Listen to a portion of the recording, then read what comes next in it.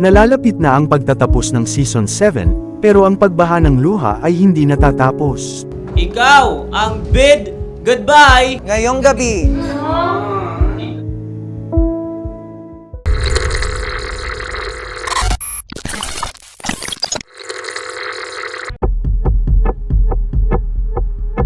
Nagpasiklaban ang mga content creators sa katatapos na Thok Merch Challenge, but for some reasons, hindi lahat ay nag-excel sa kanilang challenge. At dahil dyan, ay sila ang kasama sa weakest list. EJ, Sean, Hannah, KD, Manel, Red,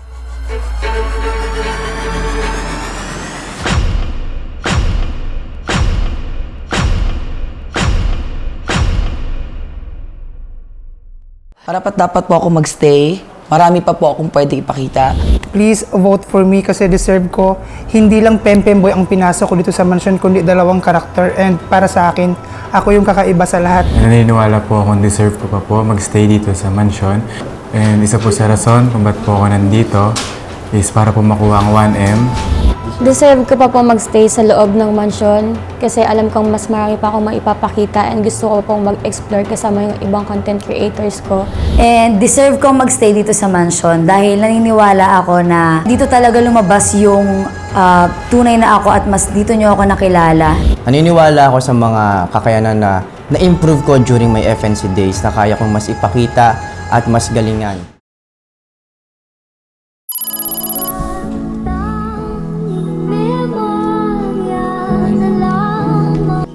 Sino kaya ngayong gabi ang mapapauwi? Papalapit na ang season end. Pero the real challenges are just getting started. At tama ka dyan, Dens. Mas lalong nagiging competitive at mas nagiging challenging ang mga kaganapan dito sa mansyon. Pero sa kabila ng lahat, ako'y medyo nalulungkot. Dahil posibleng dalawa o higit pa ang kailangang umuwi ngayong gabi. So now, let's watch naman kung sinong content creators ang binoto natin to save. To save ko ay si Manel. Kasi kahit wala siya sa loob ng mansion is mataas yung sales niya. KD, kasi kahit na na-restrict yung account niya, lahat ng benta niya pinunta niya sa district niya. Kaya ang wise nung ginawa niya kasi kahit na wala siyang benta sa sarili niya, okay lang sa kanya, mapunta lang sa district niya. Sean. Kita ko lang din kung paano talaga maggalaw si Sean and kahit hindi niya forte. Si Hannah, nakita ko yung pagiging competitive sa kanya. Si Red, kita-kita ko kung paano siya mag-plot for his deliverables, hindi lang basta-basta yung mga content sa pinuput out. Kung mayroon tayong iniligtas, meron din tayong kailangang pauwiin. Sino-sino ang pinili naming mag-bid goodbye? Hannah is para nagalak pa din sa sarili niya. Hindi niya paano i-enhance yung sarili niya. Two time din, di ko nakita na nakikihalubilo siya sa ibang content creator. Si KD, late on shift, maraming violation. Red, parang wala silang interest or eagerness to parang magbenta. Sean, kasi medyo nag-lack off siya ng effort. Sa mga fellow sisis namin dyan, meron kami inihanda ulit na kaunting mensahe galing sa mga mahal nyo sa buhay. Kaya sa family ni Sean or malapit sa'yo, Sean. Hi, Shindy! You're such an inspiration to others. So just keep what you were doing because you're doing great. Kahit anong mangyari, matalo manalo, alam namin ginagawa mo yung best. Shandy, keep fighting. We love you. Hi! Start tayo sa kapatid ko kasi kakauwi niya lang from Boracay. And I'm so happy kasi sa kanya. Almost graduating ka na, so see you soon. Basta, uuwi akong season ender. Sa lola ko naman, thank you so much sa support mo, lola, up until now. And sa kuya ko nasa likod, thank you so much for wearing that shirt. Meron akong katanungan sa'yo. Back-to-back kang na-weakest. Totoo ba ang sabi-sabi na hindi ka makasabay sa mga kapwa mo content creators pagdating sa result like fans, gifting, sales, at tila talent lang ang bit-bit mo dito sa mansion? I think hindi. Let's say, naging kampante ako the past few weeks, pero nakita nyo naman siguro ngayon na ako'y talagang lumalaban kahit na Hindi lang sa talent. And sa sales, labanan din ng fans. Alam ko, kakayanin ko siya. Lalabanan ko siya. Red. Hi Bunso, this is Kuya Pao. I just want to say that I'm really proud of you kasi tuloy-tuloy mo pa rin inaabot yung mga pangarap mo. And galingan mo pa lalo dyan kasi you have the skills, you have the talent, and you have the discipline to win. Kaya galingan mo pa dyan. Miss na miss ka na namin, miss na kita, magpakita ka na paglabas mo ng House of Collab. I love you Bunso, dito lang always Kuya Pao. Unexpected yung ganung message kasi the last time we spoke kasi meron pa kaming tampuan yun dahil nga after kasi nung season 6, hindi na ako nakapagbigay ng oras sa kanya. And si Kuya Pao kasi is very few of the people na hindi ko kadugo pero tinuturing kong kapatid. At ito ang katanungan ko sa'yo, totoo ba na masyadong lumiliit na raw ang circle mo when it comes to collaborating to the point na hindi ka na raw nakikihalubilo? Aminado ako na dikit ako lagi kay Kate, pero ginagawa ko yun because meron kaming goal. Manel. Manel, kumusta? Masaya-masaya kami kasi napili ka bilang content creator din sa loob ng mansyon. So, ang masasabi ko lang is pagbutihin mo at galingan mo pa. So, continue to shine. I love you. Ayun, bali bata ka pa lang kasi, competitive ka na. So, pagbutihin mo lang at nasa likod mo kami. Sumusuporta. Ayun. Laban lang hanggang dulo. Dito kami nakasuporta sa'yo. Go Maria! Yeah. Masasabi ko sa kanila, masaya po ako and proud ako sa meron akong pamilya na very supportive. Kahit ano yung gusto mo, basta masaya ka doon, suportahan ka nila. And I'm very proud of my family. Maraming salamat. Tanong ko lang sa'yo, naging factor ba na parang slightly interested ka na lang daw at hindi 100% ang binigay mo dito sa talk in the last few weeks? Aminado po ako na nasaktan po talaga ako nung last time na na-send home ako, knowing po na pamula pa lang po nung una bago pa magsimula yung season 7. Alam ko po sa sarili ko kung ano yung pinasok ko, kung ano yung nilalaban ko na spot. Okay, sa'yo Pem. Si Jane Kalinting Pabubong, mama ni Pempem, tagabot, Puntaenganyo, Lapu-Lapu, City, Cebu. Galingan mo dyan sa mansyon, tagabalumi, dihatag mo ang best. Manalo man o matalo, AJ, ikaw pa rin ang winner ng pamilya mo. Proud kaayo mo, bisan pa man kung wala mo financial, ikaspot mo, kanunay lang kami kaangko para nimo. Love you! 2 buwan, 3 buwan kung hindi ako nagpadala kasi sinunod ko yung pangarap ko. Kahit pagising ko sa umaga, gusto ko nang sumuko pero lumalaban ako kasi para sa inyo. Pem, totoo ba na hindi ka ganun ka-motivated to push yourself within the limits pagkapasok mo dito sa mansion? Hindi ako sumusuko, ginagawa ko yung best ko. Siguro, hindi lang nila ako ma-approach.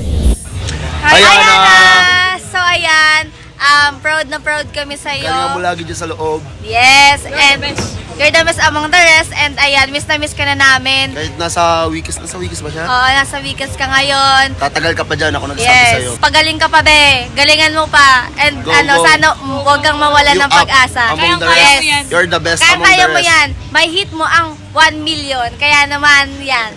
See you dito, Ana. Love you. Bye-bye! Thank you sa message. Di ko ina-expect na mag-message ka. See you. Thank you. Love you so much, guys. Isa pang back-to-back ka sa weakest, itong si Hana. Totoo ba na since start mo dito sa Talk Mansion, ay hindi ka nakitaan na kahit anong progress at lagi kang mid at best pagdating sa performance? For me, hindi naman totoo na walang nagbago sa performance ko. Kasi kung wala ako dito. At syempre sa tukayo ko, Hi, Kyle. We are proud of you. I love you. Give thanks unto God and pray. Be strong and of good courage. Continue your journey. I love you. Yes, anak, we're very proud of what you've accomplished again and again. Hindi kami magsasawa na sabihin sa iyo yun. So, 1 million or not, we're proud of you. We miss you. And just continue doing the things that you've been doing. The good ones, the great ones, and the things that we need to change. Again, anak, we need to improve. You know, there's always room for improvement. So, keep up the good work. And we love you. Kay Daddy and kay Lola, maraming salamat kasi yun, never nyo akong iniwan sa kahit anong situation. Lagi kayo nandyan. Sabi mo magbabago ka na. Sabi ng iba, narinig na nila yon nung Season 6 at FNC Season 4. At may katotohanan naman doon, ngunit bakit tila paulit-ulit pa din na may mga pagkukulang ka? Perhaps your violations at multiple tickets brought you down sa spot na ito. May katotohanan ba yon, KD? Yes po, yung lalo na po yun sa ticket. Yun din, bukod po dun sa last weekly challenge, ang nangyari po kasi dun is, yun nga po, restricted ako. May mga ibang way para magkaroon ako ng sale sa individual ko pero hindi ko siya inaksyonan. Tara't i-announce na natin kung sino ba ang unang save ngayong gabi. Ikaw ang hindi uuwi ngayong gabi. Ikaw ang save tonight, Hana. Ipapromise ko sa sarili ko na mas pagbubutihin ko pa. Kasi feeling ko hindi naman ako masisave if hindi ko ginawa yung best ko para mapag-stay ako dito. And ayun, itatry ko pa din ng itatry yung mga advices nila kung paano sila nakarating sa ganong stage. Kasi hindi naman kami agad-agad andun agad sa top. Next stop, syempre ang susunod na bit to save ngayong gabi, ang tatawagin ko ang siyang hindi uuwi tonight. Ikaw ang pangalawang save ngayong gabi. KD. Ang kaya ko pong i-promise is yung sa individual sales po ngayon, is i-reach ko kung ano yung kailangan na ma-reach, yung target quota po namin sa individual sales. Sure po ako, i-reach ko po yun.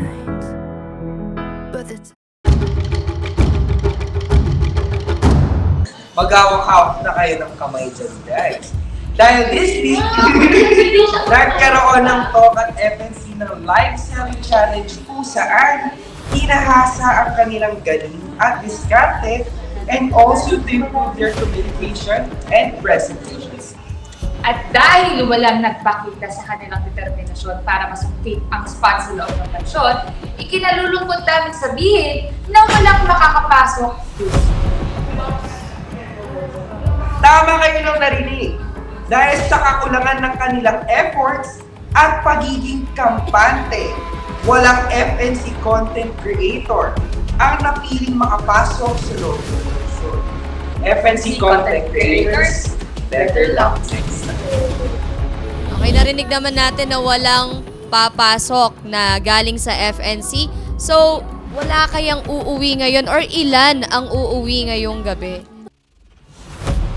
And now, Ayan, magpapatuloy pa ang journey mo inside the House of Collab. The lifeline for your journey will continue. Stop the tears because you're staying here tonight. ikaw ang third save ngayong gabi. Red! Siguro if life and God permits na magstay pa ako dito ko na-i-apply yung salitang YOLO. Yung matitira kong oras dito na makakasama yung mga content creators ko. I think yun yung pinaka-best time na gumawa ng memories kasama siya. Kaya ang susunod naman na tatawagin ko ay ang pang-apat na bid to save ngayong gabi. Congratulations, ikaw ang fourth bid to save ngayong gabi. Sean! Gagawin ko ang best ko. Lalong-lalo na ngayon, na alam ko na kung saan ako nagkulang talaga. Titriplihin ko lahat ng ginawa ko last week. Makikita yung the best out of the best na Sean De Mesa. Dahil ngayon, ay i-announce na namin ang pangalan ng magbibid goodbye. Sino ang uuwi tonight? Ikaw ay wala ng pag-asa na makamit ang titulong season ender at ang 1 million pesos. Ikaw ang bid goodbye ngayong gabi. Pempem!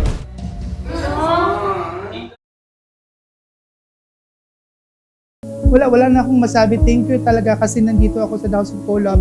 Kahit 2 linggo lang siya, parang feel ko nanalo na ako. Wala na akong maihiling pa. Kasi I'm living in my dream right now. So nandito ako sa The House of Collab. Pwede na ako lumabas. Ready na ako lumabas. Nasa bucket list ko na siya.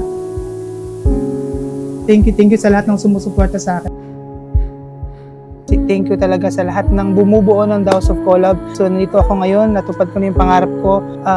Ready na akong lumabas. At least nakapasok ako ng 2 linggo sa mansyon na to.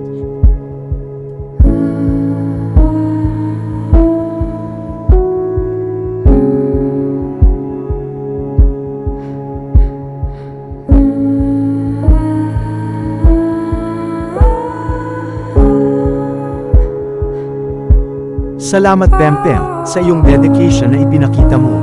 Always remember that this is just the beginning sa iyong career. Gusto mo ba makita ang fave content creators mo doing the most epic concert this season? Thok Season 7 Finale Concert is here. June 1 na yan sa SM Skydome.